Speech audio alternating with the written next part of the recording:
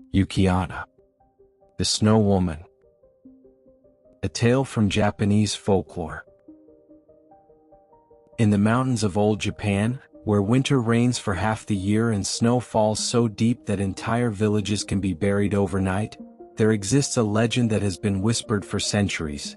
A story of beauty and terror, of love and loss, of the thin boundary between the world of the living and the realm of spirits. This is the tale of Yuki-onna, the Snow Woman, a yokai whose very name makes children huddle closer to the warmth of the hearth on bitter winter nights. She is one of the most enduring figures in Japanese folklore, appearing in countless stories across the snowy regions of the north. From Hokkaido to the mountains of Tohoku, from the peaks of the Japanese Alps to any place where snowstorms can transform a familiar landscape into an alien, deadly wilderness in the space of an hour. Yuki-onna has many names, each one revealing a different aspect of her nature. In some regions she is called Yuki-Muzume, the Snow Daughter, suggesting youth and innocence. In others she is Yuki-onba, the Snow Grandmother, implying age and wisdom. She is Yuki-hime, the Snow Princess, in tales that emphasize her otherworldly beauty. And in still other places she is known by names connected to ice. Tsurara-onna, the Icicle Woman, or Shigami-nyobo, a name whose meaning has been lost to time but which still carries the chill of winter in its syllables. The origin of Yuki-onna is shrouded in mystery, as befits a spirit of the snow. Some say she is born from the snow itself, for in the old Japanese understanding of the world, if enough of any substance gathers in one place, it can spontaneously give birth to a living spirit. Deep water breeds fish, dense forests breed birds, and deep, ancient snow, especially in places where tragedy has occurred, can breed a woman made entirely of winter's cold beauty. Others say she is the ghost of a woman who died in the snow, perhaps lost in a blizzard, perhaps fleeing from some tragedy, perhaps simply caught by the cold while traveling between villages. Her body froze, but her spirit remained, tied to the place of her death, transformed by the circumstances of her demise into something both more and less than human. Still others whisper that she is a servant of the mountain gods, a kind of shrine maiden for deities that dwell in the high peaks, bringing both blessing and curse depending on how humans behave toward the sacred mountains. In this telling, Yuki-onna is neither good nor evil, but rather an expression of nature's indifferent power, beautiful, yes, but as dangerous as an avalanche or a sudden freeze. Whatever her origin, Yuki-onna's appearance has been remarkably consistent across centuries of storytelling. She is tall and slender, with skin as pale as fresh snow, not the healthy pallor of someone who simply stays out of the sun, but an unearthly whiteness that seems almost translucent, as if she is made not of flesh but of ice that has been carved into the shape of a woman. Her hair is long and flowing, black as a winter night in most tellings, though some stories describe it as white as her skin, making her a figure of complete monochromaticism, a being that belongs entirely to winter's palette. Her eyes are perhaps her most striking feature, described variously as deep violet, or as black and piercing, or as holding an otherworldly gleam that can strike terror into the hearts of those who meet her gaze. These are not human eyes, the stories make clear, but windows into something far stranger and more ancient than any mortal soul. She wears a white kimono, simple and elegant, though she is always inappropriately dressed for the weather. The kimono is thin, more suited to summer than to the deadly cold of a winter blizzard. And yet she does not shiver, for the cold is her home, her element, as natural to her as warmth is to human beings. She moves without walking, gliding across the surface of deep snow as if she weighed nothing at all, leaving no footprints behind her. In some versions of the story she is said to have no feet, in the manner of many Japanese ghosts, her form simply fading away at the hem of her kimono. She can vanish at will, dissolving into mist or into the snow itself, and she can appear anywhere a blizzard rages, materializing from the swirling white chaos as if the storm itself has taken human form. But it is her power that makes her most fearsome. Yuki-onna feeds on human life force, drawing the warmth and vitality from her victims through her icy breath. She bends over sleeping travelers caught in snowstorms, breathing out a cold mist that steals the heat from their bodies and the life from their souls, leaving them frozen solid, beautiful ice sculptures that will not thaw until spring. The expression on the faces of her victims is said to be peaceful, almost serene. They die without pain, lulled into a final sleep by the cold, perhaps even experiencing pleasant dreams as the last warmth leaves their bodies. Yet for all her fearsome reputation, Yuki-onna is not simply a monster, not merely a force of destruction. The most powerful versions of her legend speak to something deeper, to the capacity for change, for love, for the blurring of boundaries between human and spirit, between mortality and immortality, between the warmth of life and the cold of death. And it is one such story that we will tell tonight, a tale first recorded by the Irish-Greek-American writer Lafcadio Hearn, who came to Japan in the late 19th century and devoted his life to preserving and translating the stories of a culture he came to love. Hearn heard this particular version from a farmer in Musashi Province, who told it as a legend of his own village, though whether it had ever been written down before, even Hearn could not say. This is a story of two woodcutters, of a terrible storm, of a promise made and broken, of a love that transcended the boundary between human and yokai, and of the price that is paid when mortals entangle themselves with the supernatural world. It is a story of winter's beauty and winter's cruelty, and of the mystery that lies at the heart of all existence, that nothing is ever quite as simple as it seems, that even the coldest heart can hold warmth, and that love can exist in the most impossible circumstances. So settle yourself comfortably, and let the sound of the winter wind outside fade into the background. For we are about to journey to the snow country of old Japan, to a time when the boundary between the human world and the spirit realm was thinner than it is today, when travelers might encounter wonders or terrors on any mountain path, and when a young woodcutter named Minokichi would meet a woman whose beauty concealed secrets that would change his life forever. In a village of Musashi Province, not far from what would one day become the great city of Tokyo, but in those days a collection of perhaps 50 homes clustered together for mutual protection and companionship, there lived two woodcutters. Their names were Mosaku and Minokichi, master and apprentice, bound together not only by their shared trade but by the deep affection that can develop between an older man teaching his craft and a young man eager to learn.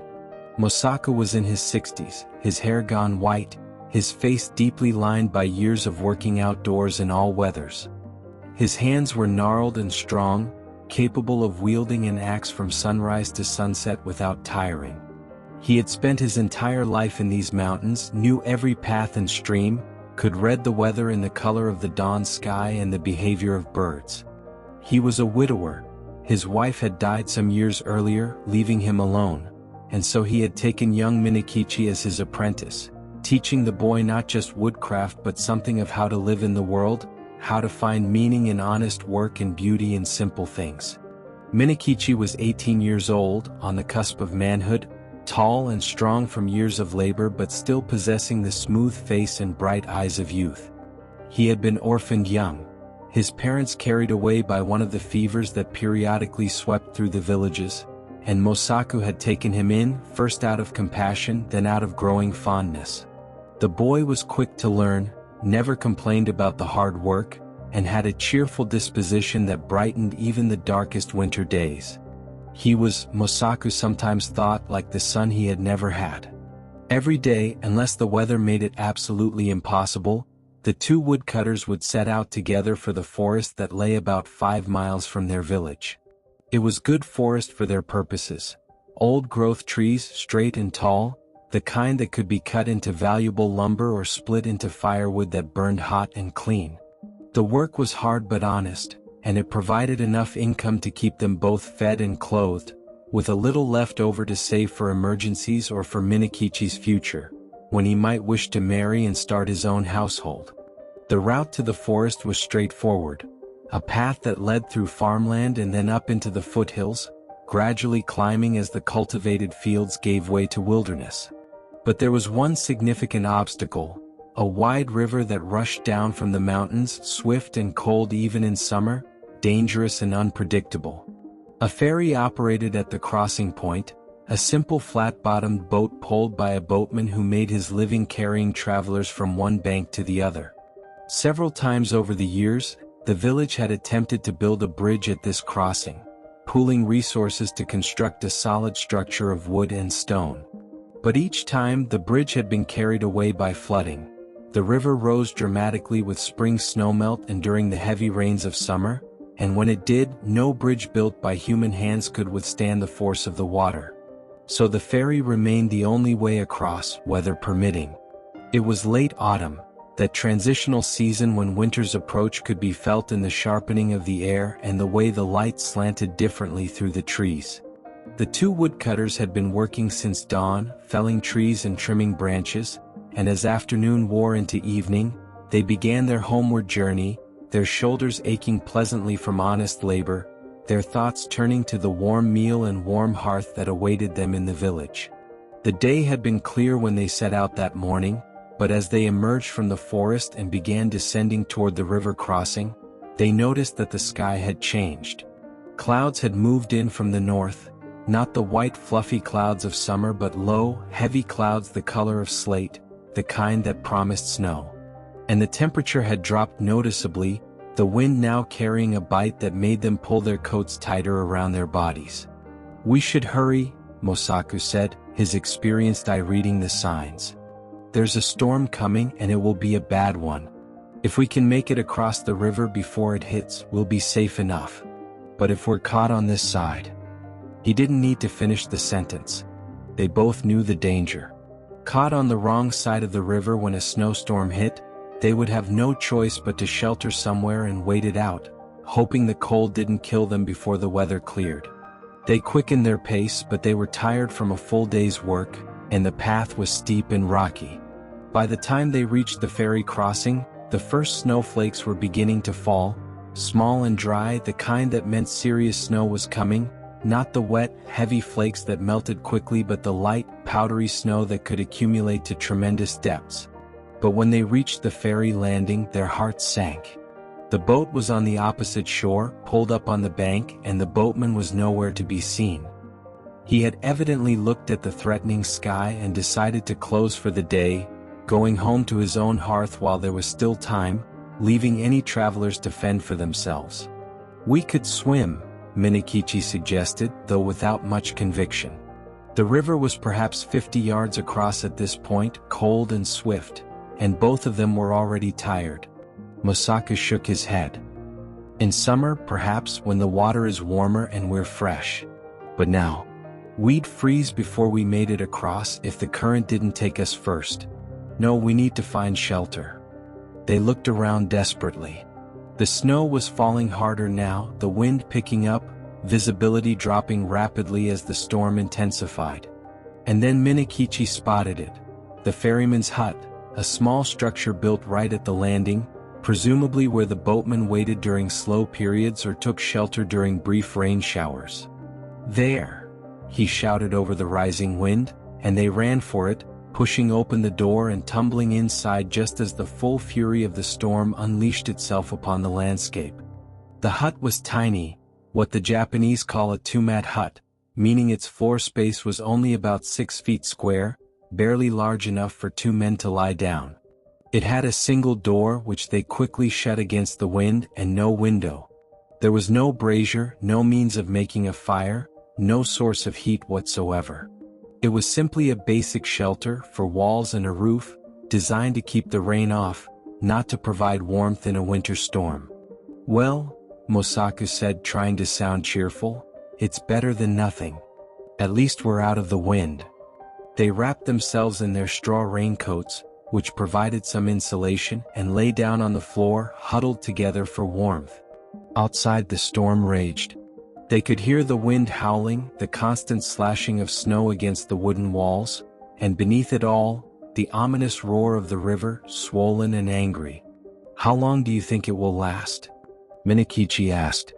"These early season storms sometimes blow through quickly," Mosaku replied, though he didn't sound entirely convinced. "Perhaps by morning it will have passed. Try to sleep. We'll need our strength for tomorrow." The old man fell asleep quickly, his body accustomed to hard labor and early rising, able to rest whenever the opportunity presented itself. But Minokichi lay awake for a long time, listening to the storm, feeling the cold gradually seeping through his raincoat and into his bones. The temperature was dropping rapidly. He could feel it in the way his breath turned to mist, in the way his fingers and toes were going numb despite his efforts to keep them warm. The hut swayed and creaked in the wind like a small boat at sea, and Minokichi found himself wondering if it would hold, or if they would wake to find themselves buried in snow or worse. He thought about his life, about all the things he still wanted to do. He had been courting a girl in a neighboring village, had been planning to ask her father's permission to marry in the spring. Would he live to see that spring? Or would they find his frozen body here, another casualty of winter's cruelty? But gradually, despite the cold and the fear, exhaustion overtook him and he drifted into uneasy sleep, his dreams troubled by images of snow and cold and something moving in the white chaos outside the hut, something that might have been human but wasn't, something that was watching and waiting for what? He was awakened by a shower of snow falling directly onto his face. His eyes flew open, and in that first moment of confused consciousness, he thought the roof must have collapsed. But no, the roof was intact. It was the door that had opened, blown open by the wind, or, no, not blown open, pushed open. By the light that snow gives off even in the darkest night. That strange luminescence the Japanese call Yuki-onna, snow light, Minokichi could see into the hut. And what he saw froze him more thoroughly than any cold could manage. There was a woman in the room. She was dressed entirely in white, a white kimono that seemed to glow in the darkness, its fabric moving in a wind that existed only around her, for the air in the hut was still.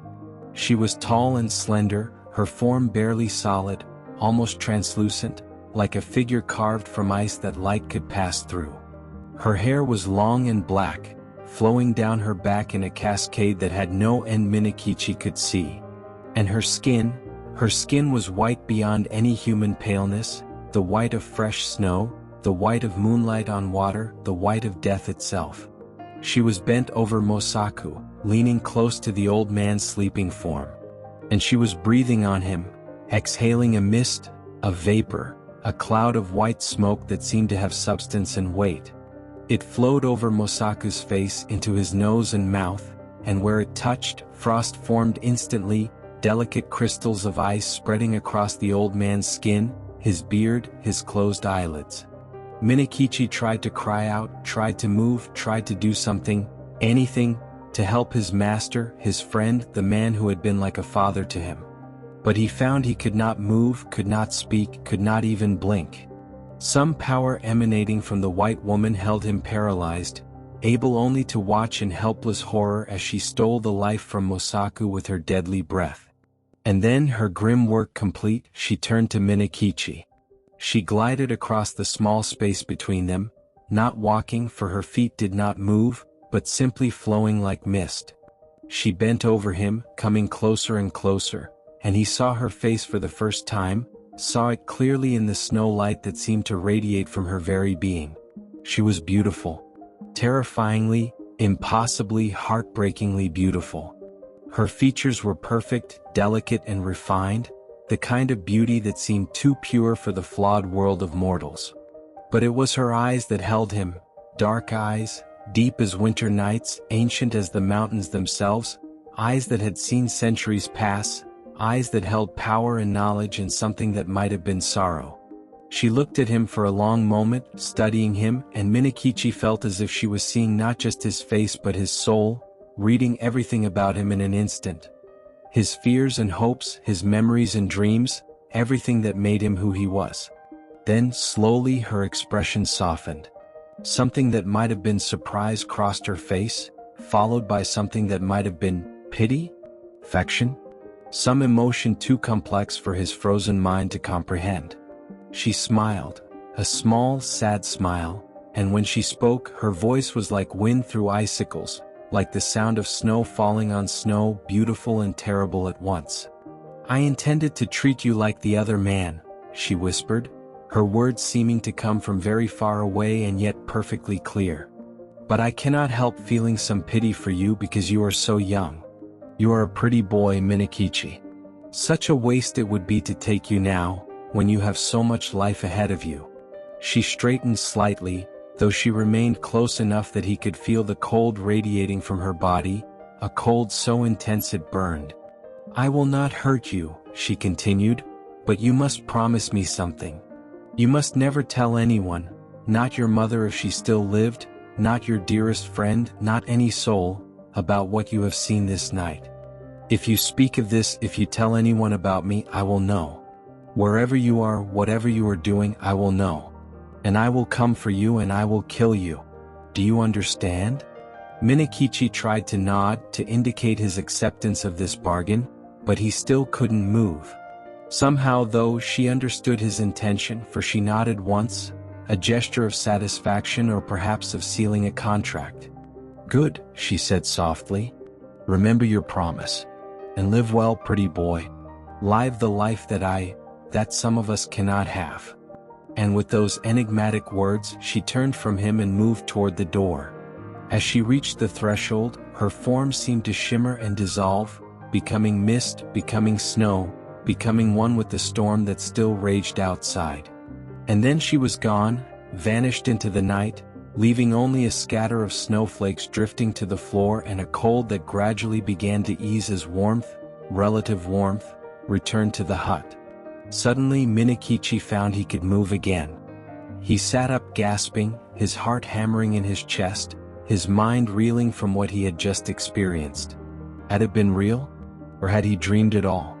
Perhaps the cold had caused him to hallucinate, to see visions conjured by his freezing brain. He looked to the door which stood open, snow blowing in. The storm was still raging outside, but it seemed less intense now, the worst of its fury perhaps passing. He rose on shaking legs and moved to close the door, securing it with several pieces of firewood wedged against it to prevent it from opening again. Then he turned to Mosaku. "Master," he called out, his voice hoarse. "Master, wake up. Are you all right?" But there was no response. Moving slowly, dreading what he would find, Minokichi reached out in the darkness and touched Mosaku's face. It was like touching ice. Solid, frozen, utterly devoid of warmth. Mosaku was dead, his body as rigid and cold as if it had been carved from a glacier, his face peaceful in death, his expression calm, almost content. Minokichi sank to his knees beside the body of his master, his mentor, his friend, and wept, for the loss, for the horror, for the terrible knowledge that something impossible and deadly had visited them in the night. And as he wept, the words of the white woman echoed in his mind, "Never tell anyone. If you speak of this, I will know and I will kill you." So even in his grief, even as he mourned Mosaku, Minokichi kept silent about the true cause of death. He would tell no one what he had seen. The promise had been made, sealed by powers he did not understand, and he would keep it, for he valued his life and feared the snow woman's wrath. By dawn, the storm had passed, leaving behind a world transformed, everything buried under deep drifts of pristine white, the trees heavy with snow, the river partially frozen, the very air crystal clear and bitterly cold. When the ferryman returned to his station shortly after sunrise, preparing to begin another day's work, he found the door of his hut open and two figures inside. One an old man frozen solid, clearly dead, the other a young man unconscious but alive, lying beside his companion's body. The ferryman roused Minokichi and helped him across the river. The news spread quickly through the village. Mosaku was dead, caught in the storm, succumbing to the cold. It was tragic but not unprecedented. Every year winter claimed lives in the mountains and everyone knew the risks of being caught outdoors when the weather turned. They held a funeral for Mosaku, a simple but respectful ceremony, and laid him to rest in the village cemetery. Minokichi attended, pale and shaken, still processing what had happened. People assumed his distress was simple grief, which it was, in part. But there was also fear, and the burden of a secret he could never share, and the memory of eyes dark as winter nights and a smile that was both terrible and tender.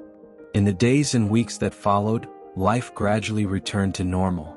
Minokichi continued his work as a woodcutter, though now he worked alone or sometimes with other men from the village. He was more cautious now, always watching the weather, never taking risks, always ensuring he would be safely home before nightfall. And he never spoke of the white woman. The promise held him silent, and perhaps that was for the best, for who would have believed him anyway? They would have thought the cold had affected his mind, that grief had made him imagine things. So he kept the secret locked away in his heart, where it lay like a seed in winter soil, waiting for something. Winter passed, giving way to spring, and spring to summer. The cherry blossoms bloomed and fell, the rice paddies turned green with new growth, and life in the village continued its eternal cycle. Minokichi worked hard, saved his money, and tried not to think too much about that terrible night in the ferryman's hut. Sometimes he would wake from dreams he couldn't quite remember, dreams of snow and cold and eyes dark as winter. But in the daylight these dreams faded, becoming less real, easier to dismiss. Autumn came around again, the leaves turning red and gold, and Minokichi marked the first anniversary of Mosaku's death with prayers and offerings at the old man's grave. He was 19 now, a man by any measure, though sometimes he still felt like the uncertain boy who had lost his master and nearly his own life in a snowstorm. It was on an evening in late autumn, almost exactly a year after that fateful night, that Minokichi encountered the woman who would change his life forever. He had been working in the forest and was making his way home as the sun set, painting the sky in shades of orange and purple. The air was cool but not yet cold, pleasant after the warmth of the day. He was thinking about nothing in particular, his mind wandering as minds do when the body is engaged in a familiar task that requires no conscious thought. And then he saw her, standing by the side of the path as if waiting for him, though that seemed impossible. No one had been there moments before when this stretch of path had been visible ahead of him. She was young, perhaps 17 or 18, though there was something in her bearing that suggested she might be older, some quality of self-possession that comes usually with more years. She was beautiful, not in the dramatic, obvious way of some village beauties, but with a more subtle and refined loveliness. Her skin was pale, very pale though not unnaturally so, the kind of paleness that comes from staying out of the sun, from being protected and sheltered. Her hair was long and black and lustrous, pulled back from her face in a simple style that emphasized her delicate features. She wore a simple traveling kimono in soft colors, and she carried a small bundle of possessions as if she had been walking for some distance. When she saw Minokichi, she smiled, a gentle, somewhat shy smile, and bowed respectfully. "Good evening," she said. "I wonder if I might ask you for directions. I seem to have lost my way." Her voice was soft and pleasant, the accent suggesting she came from somewhere to the north, from the mountain provinces where the winters were harsh and the people spoke with a particular lilting cadence. Minokichi found himself bowing in return, suddenly aware of his rough clothes, his work-worn hands, the way he must smell after a day of labor. "Of course," he managed to say. "Where are you trying to go?" "I'm looking for the village," she replied. "The village just beyond the river. I have family there. Or at least I hope to find work there. I've come from far away and my money has run low." Something about her story didn't quite add up. If she had family in the village, why wouldn't she know exactly where it was? And if she was looking for work, why travel so far from home? But Minokichi, looking into her dark eyes, found he didn't care about these inconsistencies. She seemed lost and alone, and he had been raised to help those in need. "The village is where I live," he said. "I'm heading there now. You're welcome to walk with me. It's not far." Her face lit up with such genuine gratitude that it warmed something in Minokichi's chest. "Thank you," she said simply. "Thank you so much. My name is O-Yuki." Yuki. Snow. The name sent a strange shiver through him, though he couldn't quite say why. But he pushed the feeling aside and introduced himself in turn, and they began walking together down the path toward the village. They talked as they walked, the conversation flowing easily despite their having just met. O-Yuki spoke of the northern provinces, of hard winters and close-knit communities, of leaving home to seek better opportunities. Her story was vague on certain details, but Minokichi found himself not pressing for specifics, content simply to listen to her voice, to watch the way the fading light caught in her hair, to notice the graceful way she moved. For her part, O-Yuki seemed genuinely interested in his life, in his work as a woodcutter, in the village and its people. She asked thoughtful questions and listened attentively to his answers. There was something restful about being with her, despite the strangeness of their meeting, something that made him feel more at ease than he had felt in months. When they reached the village, Minokichi helped O-Yuki find lodging at a small inn that catered to travelers. The innkeeper, a widow who sometimes took in lodgers to make ends meet, agreed to let O-Yuki stay in exchange for help with household chores while she looked for more permanent work. "Thank you again," O-Yuki said to Minokichi as they stood outside the inn. "You've been very kind to a stranger." "It was nothing," Minokichi replied, though he found himself reluctant to leave. Perhaps I'll see you again?" She smiled, and in the light of the paper lanterns hanging outside the inn, her eyes seemed to sparkle. "I would like that," she said softly. And so began a courtship that surprised everyone in the village, including Minokichi himself. He had never been particularly bold with women, had always been too focused on his work, too shy and uncertain. But with O-Yuki things were different. He found himself seeking her out, walking past the inn on flimsy pretexts, offering to help her with tasks, inventing reasons to spend time in her presence. For her part, O-Yuki seemed to welcome his attention. She was quiet and reserved with others, keeping mostly to herself, but with Minokichi she opened up, smiled more readily, spoke more freely. The innkeeper reported that she was an excellent worker, neat and efficient, never complaining, somehow able to accomplish in hours what would take others a full day. There was something almost otherworldly about her skill and grace, the innkeeper said, though she meant it as a compliment. Winter came, bringing with it the first snows. And as the snow fell, transforming the village into a landscape of white, Minokichi noticed something strange. On the coldest days, when others bundled themselves in layers of clothing and huddled close to their hearths, O-Yuki seemed completely comfortable. She never shivered, never complained of the cold. If anything, she seemed more vital on snowy days, her skin taking on a subtle glow, her movements even more graceful than usual. But Minokichi, lost in the haze of falling in love, didn't think too much about these oddities. He was young and smitten, and when you're in love, the beloved's strange qualities seem charming rather than concerning. As winter deepened, Minokichi realized he wanted to marry O-Yuki. It seemed impossible that someone so refined, so beautiful, would agree to marry a simple woodcutter, but he couldn't imagine his life without her anymore. She had become essential to him, like air or water, necessary for his very existence. One snowy evening, as they walked together through the quiet village streets, Minokichi gathered his courage and asked the question that had been building in his heart for months. "O-Yuki," he said, his voice shaking slightly, "I know I'm just a woodcutter without much money or prospects. But I work hard and I can provide for a family. And I love you. I've loved you since the first moment I saw you on that path. Would you consider marrying me?" O-Yuki stopped walking and turned to face him. In the light of the full moon reflecting off the snow, she was breathtaking. And her eyes, as they looked into his, seemed to hold depths he had never noticed before, mysteries he could spend a lifetime trying to understand. "Minokichi," she said softly, and there was something in her voice, some emotion he couldn't quite name, something that might have been joy or sorrow or perhaps both intertwined. Yes, I will marry you." They were married in early spring as the snow began to melt and the first hints of green appeared on the trees. It was a small ceremony, for O-Yuki had no family who could attend, and Minokichi's only family was elderly and lived far away.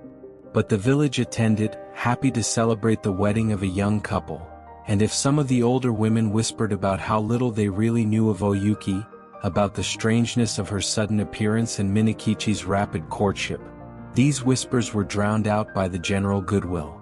O-Yuki moved into Minokichi's small house, the house that had belonged to Mosaku before his death. She kept it immaculately clean, cooked delicious meals, and proved to be a devoted wife. And in the fullness of time she gave Minokichi children, first a son, then a daughter, then another son. Beautiful children with their mother's delicate features and their father's strength. The years passed in contentment. Minokichi prospered in his work, his family grew, and his love for O-Yuki only deepened. She was the perfect wife in every way, kind, gentle, hardworking, a wonderful mother. The children thrived under her care, growing strong and healthy despite the harsh winters. But there were things about O-Yuki that remained mysterious. She never aged. 10 years after their marriage, she looked exactly as she had on the day Minokichi first met her, not a day older, while he himself showed the normal signs of aging that come to men in their late 20s and early 30s. She never got sick, never showed fatigue, never seemed affected by heat or cold. She refused to use the bathhouse, claiming a dislike of hot water, and would instead bathe in cold water from the well, even in the depths of winter. And the children, though they seemed normal in most respects, had their mother's unusual tolerance for cold and her ageless quality. They never caught the colds and fevers that plagued other children, never seemed uncomfortable even on the coldest days. Sometimes, late at night, Minokichi would wake and find O-Yuki standing at the window, looking out at the snow-covered landscape with an expression he couldn't read, longing, perhaps, or sadness, or some emotion that had no name in human language. But when he called to her, she would turn and smile, and the strange moment would pass, and she would return to bed and hold him, her body cool against his warmth. 5 years into their marriage, Minokichi's mother, who had been living with distant relatives, came to stay with them as she approached the end of her life. She was an old woman now, feeble and often confused, but still sharp on her good days. O-Yuki cared for her tenderly, showing the respect and affection expected of a good daughter-in-law, and the old woman grew to love her, often remarking that her son had been blessed with the most wonderful wife. When Minokichi's mother finally passed away peacefully in her sleep, her last words were of gratitude to O-Yuki for her kindness and care. They buried her in the village cemetery not far from where Mosaku lay, and Minokichi mourned the loss of his last blood relative, taking comfort in the family he had built with O-Yuki. It was a winter evening, perhaps 10 years after their first meeting, when everything changed. The children were asleep in the next room, the house was quiet, and Minokichi and O-Yuki sat together near the hearth. She was sewing by candlelight, working on a new kimono for their daughter, her needle moving with that supernatural speed and precision that had become familiar to Minokichi over the years. The candlelight played across her face, highlighting her beauty, and Minokichi found himself watching her with the same love and wonder he had felt on the day they met. She had not changed at all, not her face, not her grace, not the way his heart quickened when she smiled at him. "You're so beautiful," he said softly, almost without meaning to speak aloud. "You look exactly as you did the day I met you. Like you haven't aged a single day." O-Yuki glanced up from her sewing, her expression unreadable in the flickering light. "Do I?" she said quietly. "Yes," Minokichi continued, lost now in the memory, speaking without thinking about where his words might lead.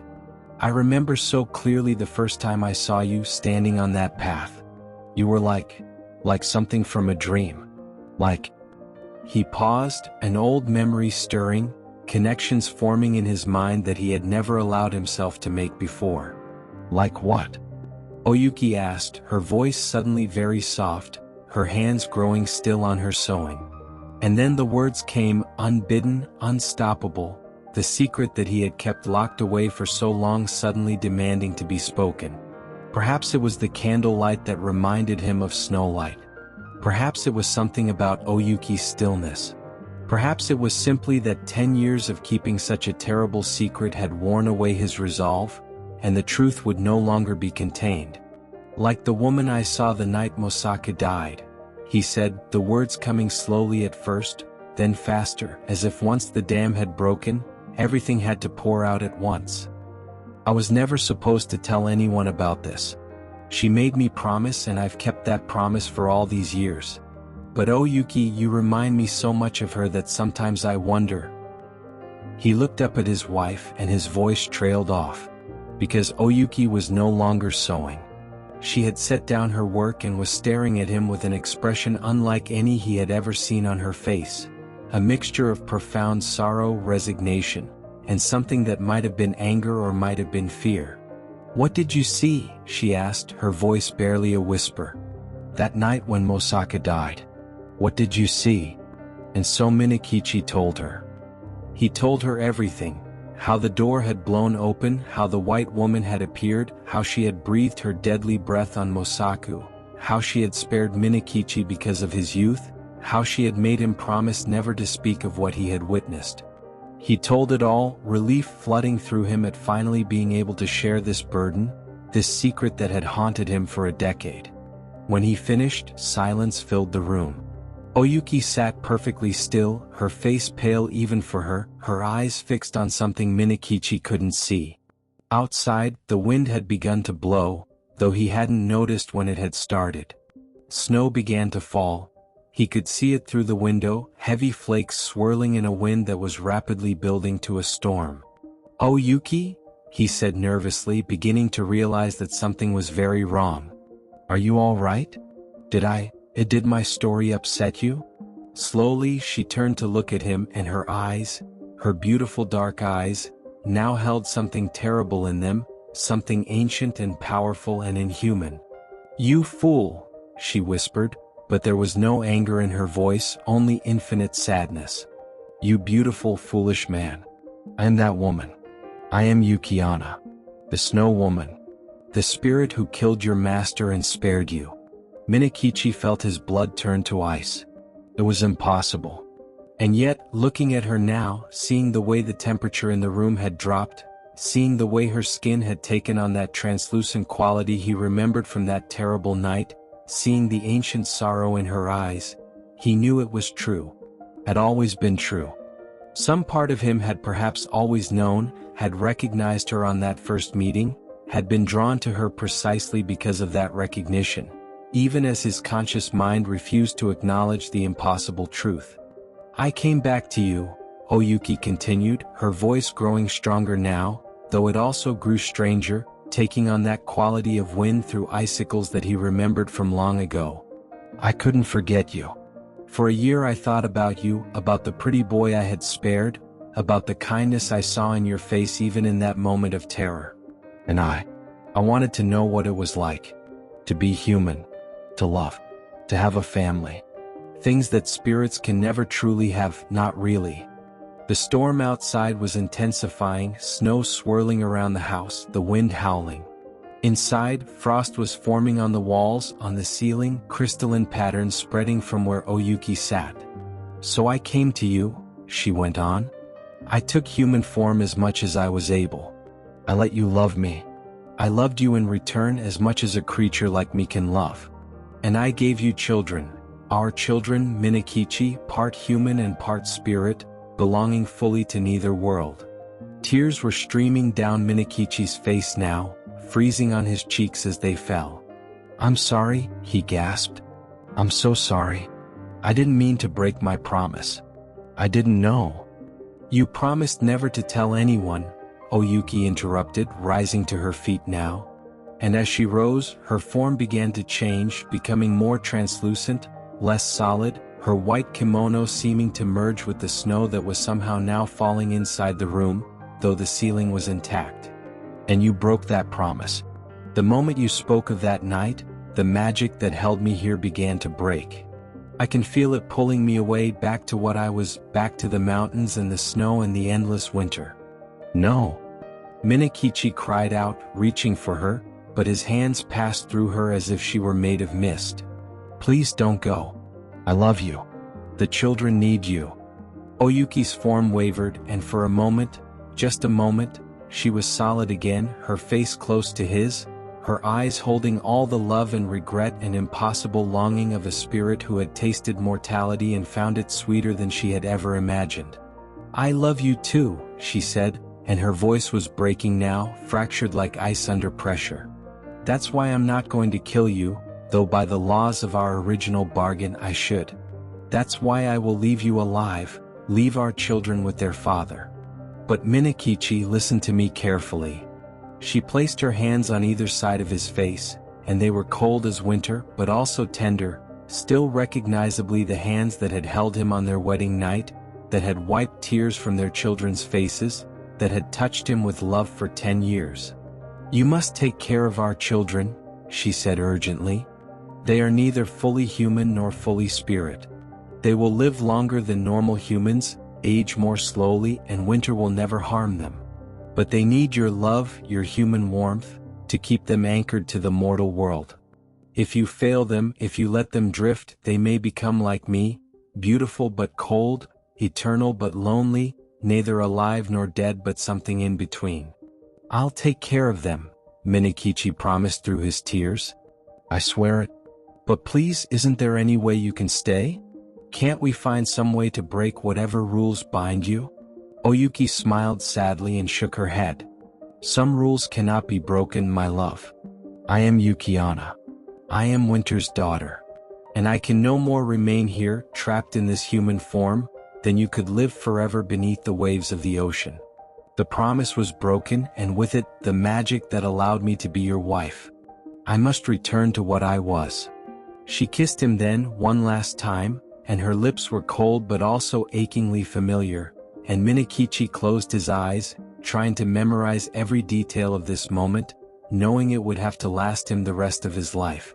When he opened his eyes again, she was fading, becoming translucent, becoming snow, becoming wind. The storm outside had reached a fever pitch, and the house shook with its fury.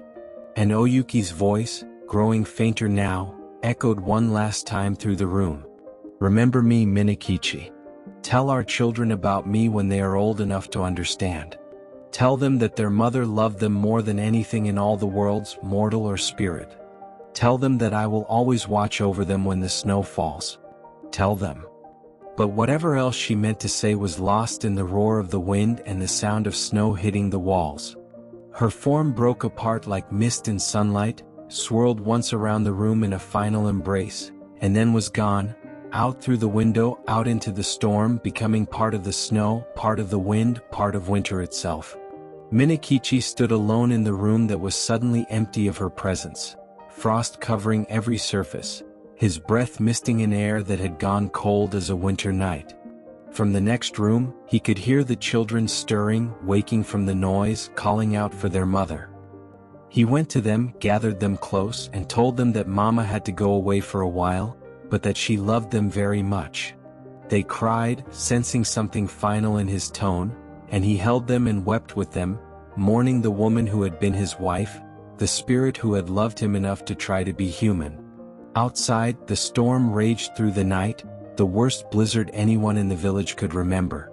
But Minokichi and the children stayed warm and safe in their house, and when morning came and the storm finally passed, the world was transformed, everything buried under fresh snow, sparkling in the sunlight, beautiful and terrible and eternal. Part 3, The Years After. Minokichi never married again. How could he, when his heart belonged irrevocably to a woman who was also a spirit, who had loved him enough to abandon her supernatural nature for 10 years, only to be called back to it by his own thoughtless words?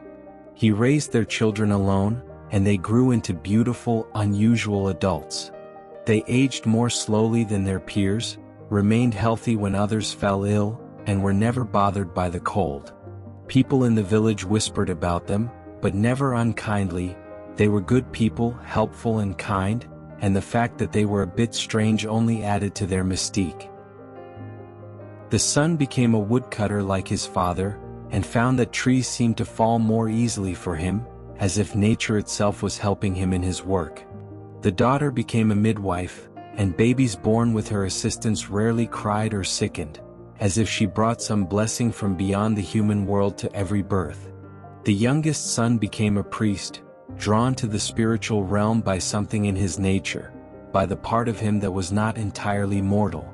They all married eventually and had children of their own, and the bloodline continued, each generation carrying just a touch of the supernatural, just a hint of the spirit world, enough to set them apart but not enough to make them complete outcasts.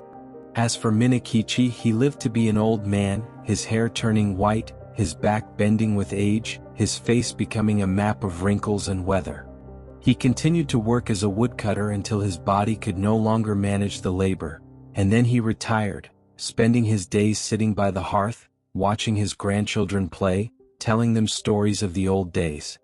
He never spoke publicly about O-Yuki's true nature, but when his children were old enough, he told them the truth, told them the whole story of how he had met their mother, how she had been Yuki-onna, the snow woman, and how her love for him had been so strong that she had given up her immortality to be his wife, if only for a little while. The children listened and believed and understood.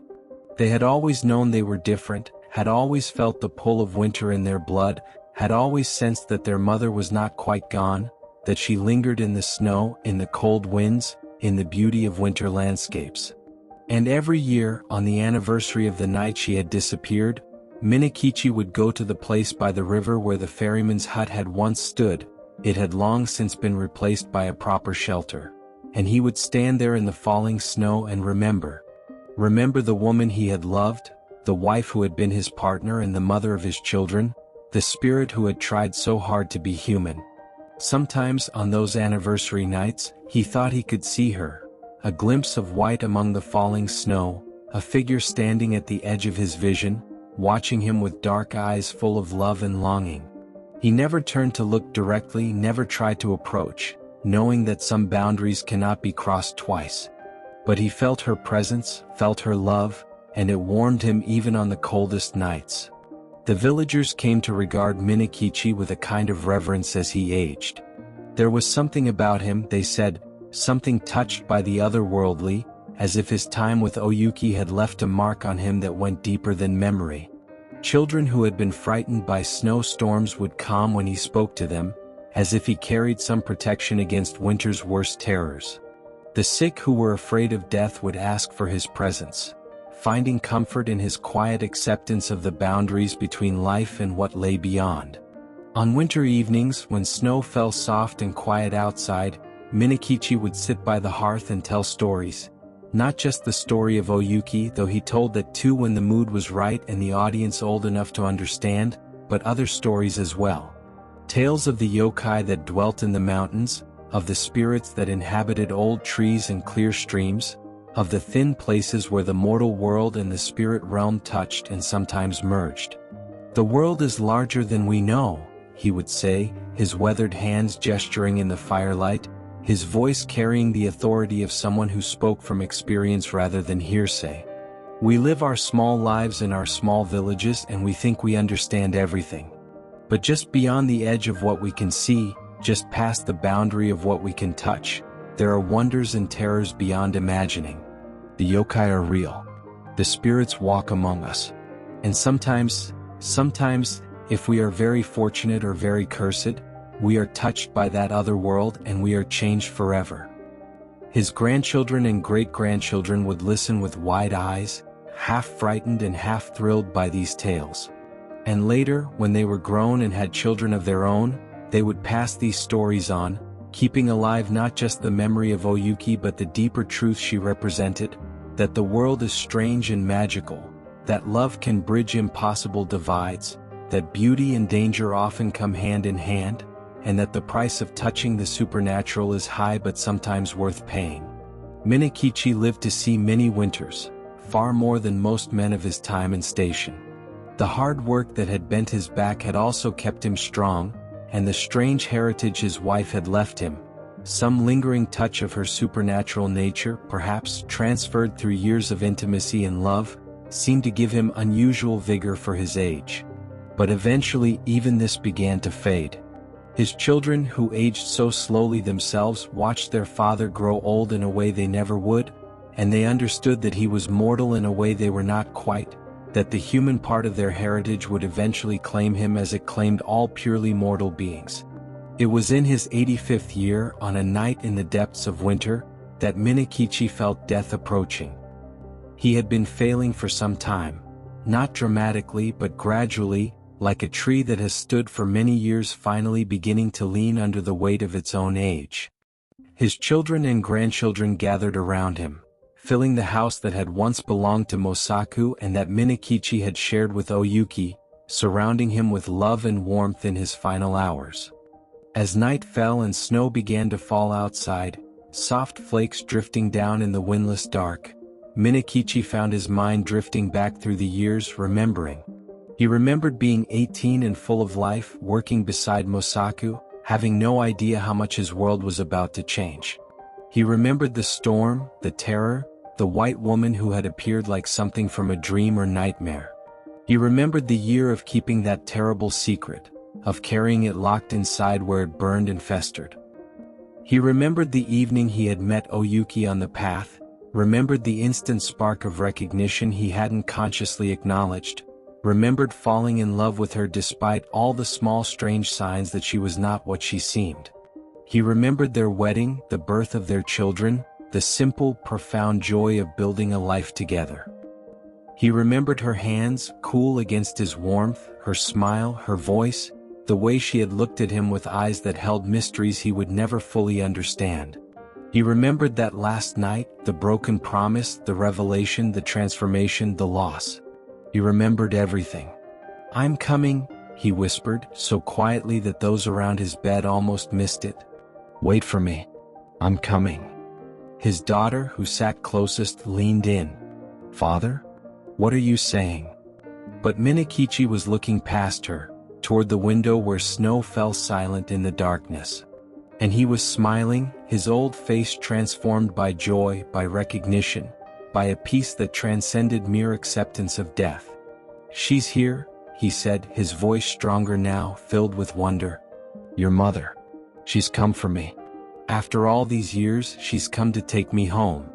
Those around the bed looked at each other in confusion, then toward the window, but they saw nothing, just the falling snow, just the winter night. But Minokichi saw more. He saw a figure of white standing in the snow just beyond the window, saw her smile, saw her extend a hand toward him. She looked exactly as she had on the night she left, ageless, beautiful, touched with the otherworldly quality that had drawn him to her and frightened him in equal measure. And now, finally, that quality did not frighten him at all. He was old and tired, and she was offering him something he had not even dared to hope for. Not oblivion, not an ending, but a continuation, a transformation, a different kind of existence in her realm of eternal winter.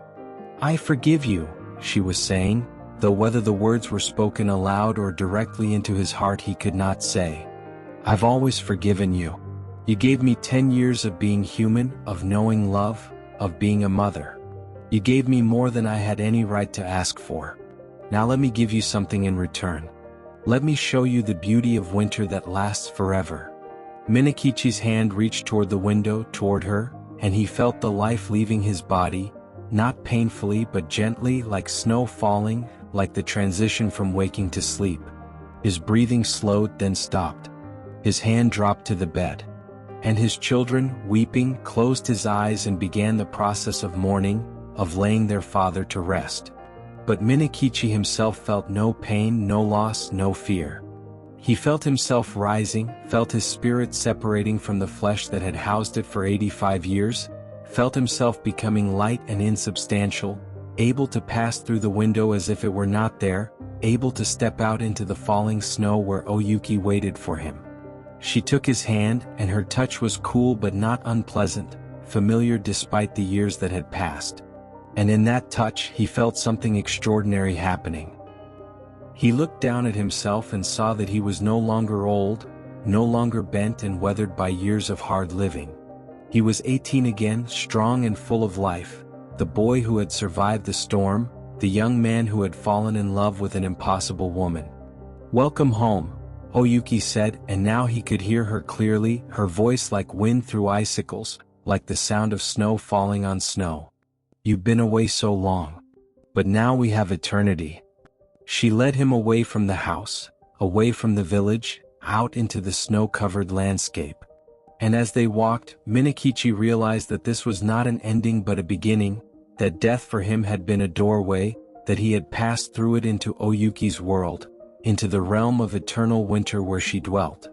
Other figures appeared in the snow around them. Spirits of winter, yokai of the mountains, beings of ice and cold who had existed long before humans had built their villages and would exist long after those villages had crumbled to dust. They bowed to O-Yuki, acknowledging her as one of their kind, and they regarded Minokichi with curiosity, this human who had been granted passage into their realm, transformed by love and loss into something that was no longer quite mortal. Will I ever see our children again? Minokichi asked as they walked through the beautiful, terrible landscape of eternal winter. Yes, O-Yuki assured him. When the snow falls we can visit them. We can watch over them and their children's children, all the way down through the generations. They carry our blood, both mortal and spirit, and so they are tied to both worlds. We will guard them, guide them, comfort them in the cold times. And so it came to pass. In the years and decades that followed Minokichi's death, his descendants would sometimes report seeing figures in the snow.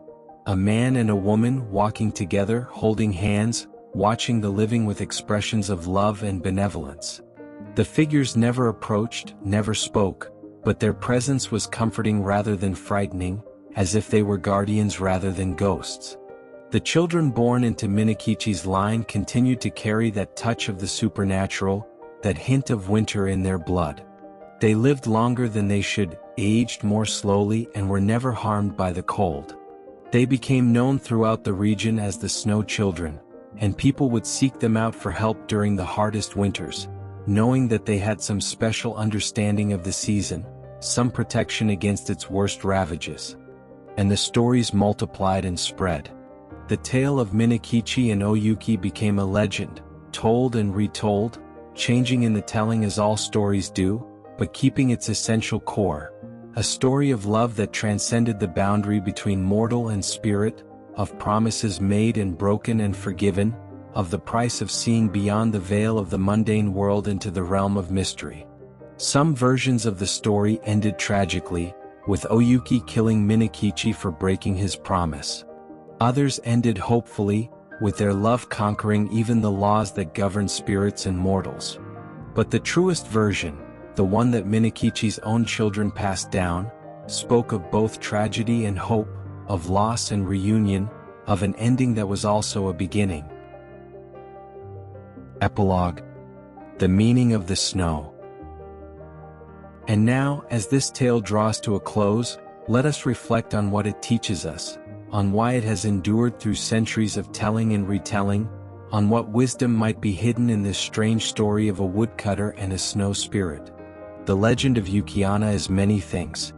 On its surface, it is a cautionary tale about keeping promises, about the danger of speaking secrets that should remain unspoken.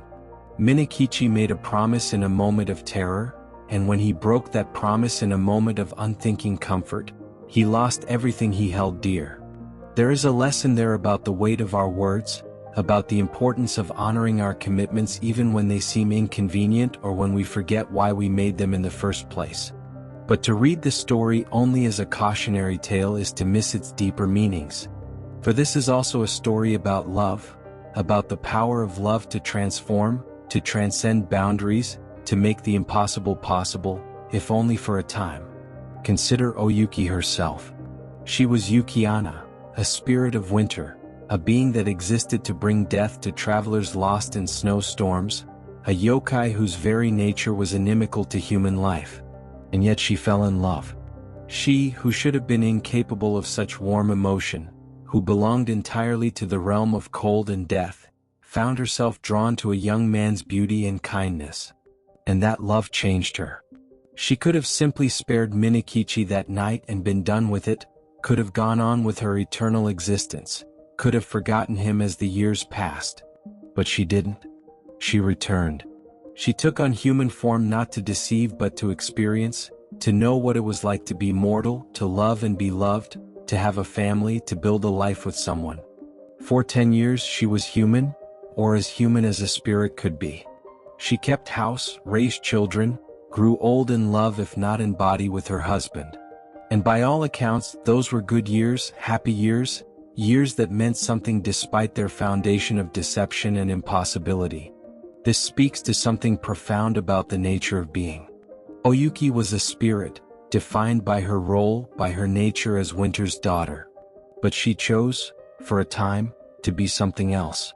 She chose love over duty, warmth over cold, mortality over immortality. And that choice, however temporary, was real and meaningful. Think too about Minokichi. He was just an ordinary young man, a woodcutter with no special powers or qualities, thrust into an extraordinary situation when he survived an encounter with a yokai that should have killed him. He could have let that experience define him, could have lived his whole life in fear, jumping at shadows, suspecting every beautiful woman of being something other than human. Instead, he chose to live. He kept his promise as long as he could, but he didn't let it isolate him from human connection. When he met O-Yuki on the path, he opened his heart to her despite the strange circumstances of their meeting, despite the small signs that something was unusual about her. He chose love, chose trust, chose to build a life even with the shadow of his secret hanging over him.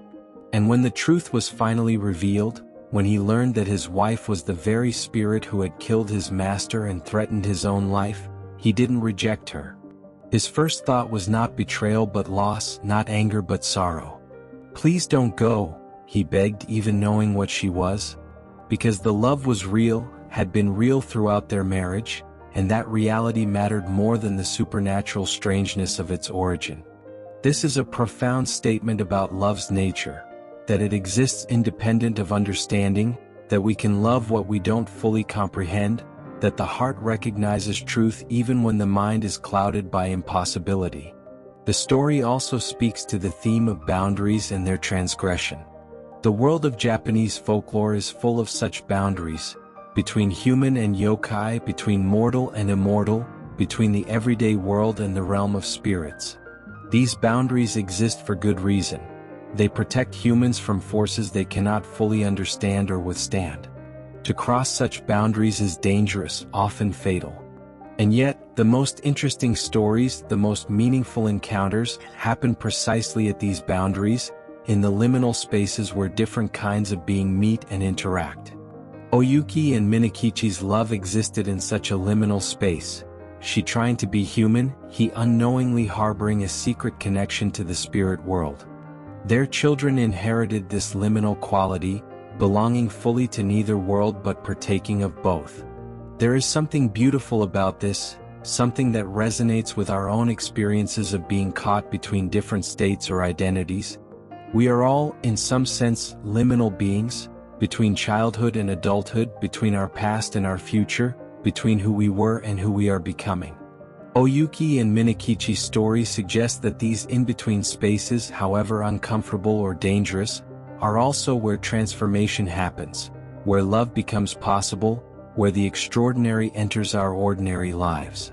The seasonal symbolism of the story is also worth contemplating. Winter in Japanese culture is associated with death, with endings, with the harshness of nature. But it is also associated with purity, with beauty, with a kind of austere perfection. Snow is beautiful even as it kills, white and pristine even as it buries and freezes. O-Yuki embodies this duality perfectly.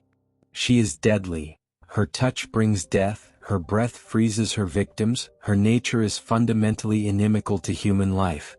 But she is also beautiful, ethereally so, and her beauty is not separate from her danger but intrinsically connected to it. The same qualities that make her deadly, her coldness, her otherworldliness, her perfection, are what make her beautiful. This reflects a deeper truth about existence, that beauty and danger often come together, that the most profound experiences often carry the greatest risks, that we cannot have warmth without cold, life without death, love without the possibility of loss.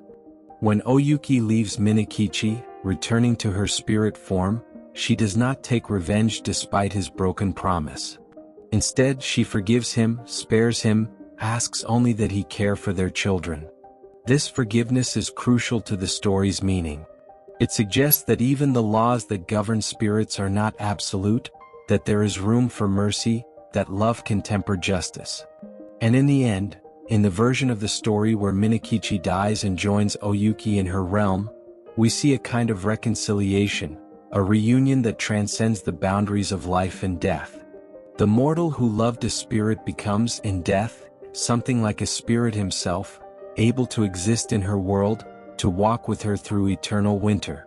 This ending offers a kind of hope, not the simple hope of happily ever after, for their mortal happiness was cut short by Minokichi's broken promise, but a deeper hope that suggests love endures beyond the boundaries of life, that connections forged in the heart can survive even the transition from one state of being to another.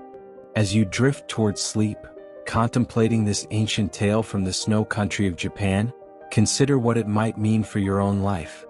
Are there boundaries you have drawn, walls you have built, that might be preventing you from experiencing the fullness of existence? Are there encounters with the strange and unusual that you have dismissed or ignored, opportunities for wonder that you have let pass by? The story doesn't suggest that we should recklessly pursue the supernatural or court danger in search of transformation. O-Yuki is, after all, deadly. Most who encounter her do not survive. But it does suggest that we should remain open to possibility, aware that the world is larger and stranger than our everyday experience suggests, willing to recognize beauty even in unexpected or dangerous forms. Think about the promises you've made in your life. Some promises are meant to be kept forever, sealed by love or honor or simple human decency. But some promises, like Minokichi's, become burdens that prevent us from living fully, from sharing our truths with those we love. There is wisdom in knowing which is which, in understanding when loyalty demands silence and when love demands honesty. Think about the boundaries between different parts of your life, different aspects of your identity. Like Minokichi and O-Yuki's children, you may find yourself dwelling in liminal spaces, belonging fully to neither one world nor another. This can feel uncomfortable, uncertain, even frightening. But the story suggests that these boundary spaces are also where the most interesting things happen, where transformation becomes possible, where love can bridge impossible divides. And think about the nature of love itself. O-Yuki loved Minokichi enough to give up her immortality, her true nature, to try to be something she was not. Minokichi loved O-Yuki enough to accept her even after learning the terrible truth of what she was. Their love was tested by secrets and transformation and loss, and yet it endured, spanning the divide between mortal and spirit, between life and death. What are you willing to sacrifice for love? What truths are you willing to face? What transformations are you willing to undergo? These are questions the story asks without providing simple answers, inviting us to contemplate our own capacity for love and sacrifice and change. The legend of Yuki-onna also reminds us of the power and importance of stories themselves. Minokichi's story, his encounter with the Snow Woman, his years with O-Yuki, the strange heritage he left to his descendants, was passed down through generations, becoming legend, becoming folklore, becoming the tale we tell today. In this way, his experience, however personal and individual, became communal, became something that could teach and inspire long after he himself had passed into the realm of spirits. We all have stories. Some are dramatic, touched by the supernatural like Minokichi's. Others are quieter, more ordinary, though no less meaningful for that. The question is, what do we do with our stories? Do we keep them locked inside like Minokichi kept his secret for so long? Or do we share them, knowing that in the sharing we may connect with others, may teach or comfort or inspire, may become part of the great human conversation that spans generations? As you fall asleep tonight, perhaps the image will come to you. A woman in white standing in falling snow, beautiful and terrible, deadly and tender, winter's daughter and a mother who loved her children. Perhaps you will dream of walking through a landscape of eternal white, holding the hand of someone you love, moving through cold that does not harm because you walk together.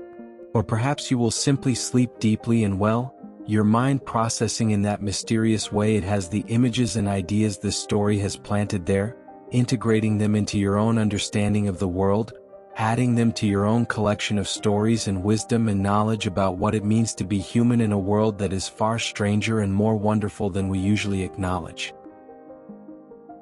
The snow falls still. In the mountains of Japan, even today, snow falls every winter, blanketing the landscape in white, transforming familiar paths into mysterious alien terrain, reminding those who live there of winter's beauty and winter's danger. And sometimes, on the coldest nights, when the snow falls thick and the wind howls and visibility drops to nothing, travelers who find themselves caught in the storm report seeing figures in the white chaos. A woman in a white kimono, sometimes alone, sometimes walking hand in hand with a young man who smiles at her with infinite love.